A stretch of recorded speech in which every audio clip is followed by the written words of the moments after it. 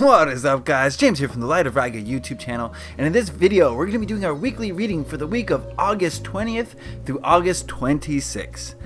Now, you don't have to be an astrologist to know that the energies swirling right now are crazy. There's a lot of ups, a lot of downs, highs and lows. Frankly, to be honest with you, I don't know what to feel at any given moment. So a lot of that can be attributed to the current astrological situation that we got going on with an eclipse coming on Monday. So I wanted to use a special deck for this week's reading. We're going to be using the Keepers of the Light Oracle deck. This deck is centered around the Keepers of the Light, those aliens, those angels, those deities who, maintain the high vibration for this solar system, basically, or not even just solar system, for this galaxy.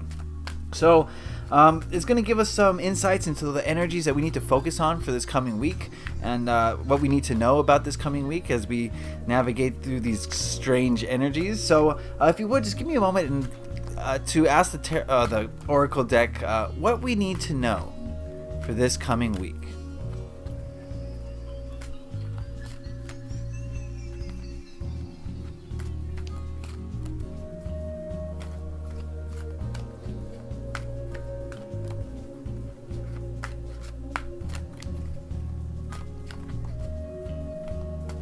Alright, that ought to do it. We will cut the deck. And we're going to deal out 3 cards.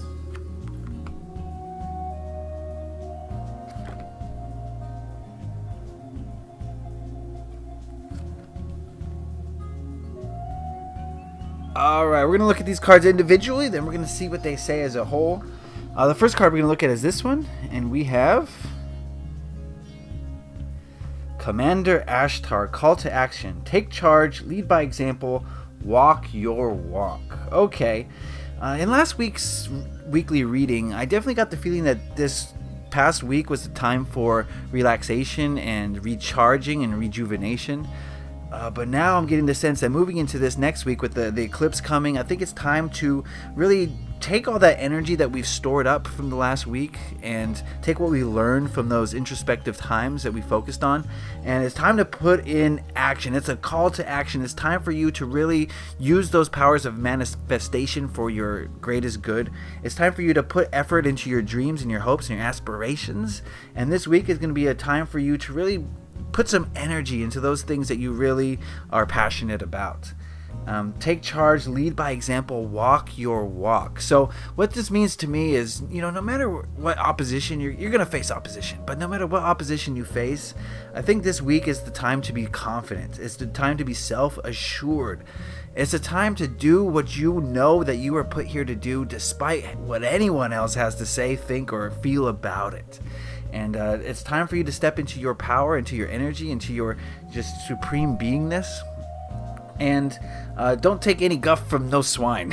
Basically, don't take anything from anybody. Do what you need to do. So yes, this week, first of all, with this first card, is definitely going to be very promising as far as putting in action towards our goals this week. Let's take a look at the second card, and we have Hope, Love, and Acceptance. Love is yours. Recognize your divine worth. Choose loving thoughts. This sort of goes hand in hand with the last card.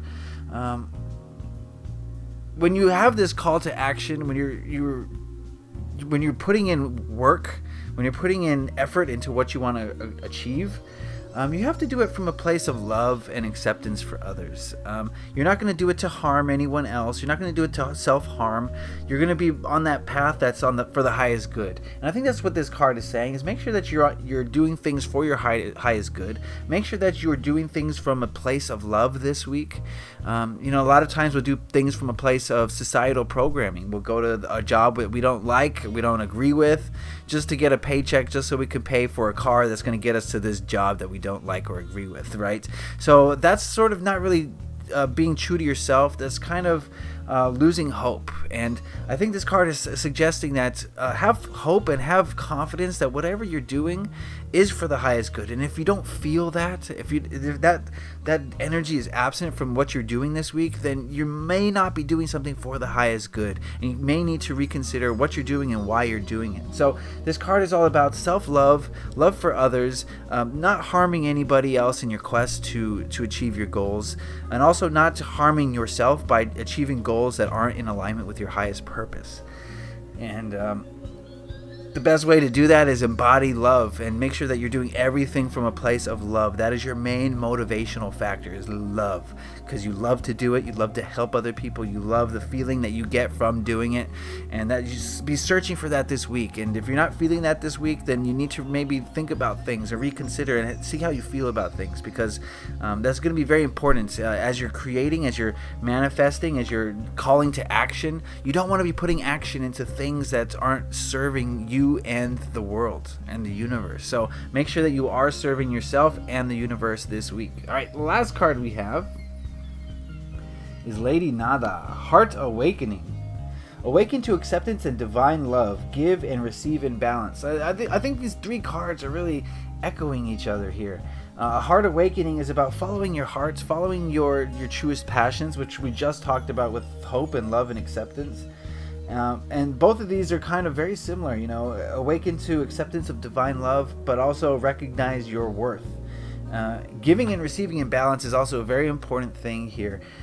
If you feel like you're taking more than you're receiving, then there's probably an energetic imbalance there, or vice versa. If you're giving more than you receive, what did I say the first time? I don't know. You know what I mean. Strike that, reverse it. Okay. So if you feel like there's an imbalance, then there probably is, and you need to figure out how to rework the situation so that things become more imbalanced.